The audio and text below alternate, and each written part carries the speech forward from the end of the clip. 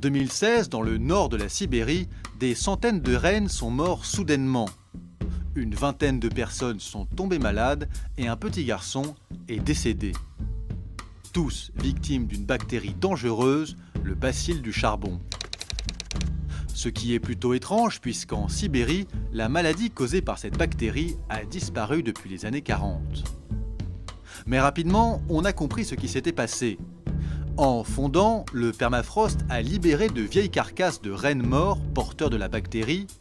Les microbes qui avaient survécu au gel se sont alors dispersés et ont contaminé des animaux et des humains.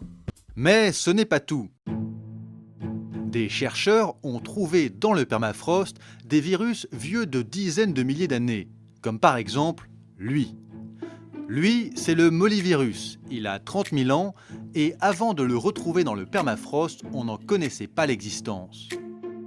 Heureusement, le mollivirus et les autres vieux virus que l'on a retrouvés pour l'instant ne sont pas dangereux pour la santé. Mais rien n'interdit qu'un jour, des bactéries ou des virus possiblement mortels soient réactivés par la fonte du permafrost.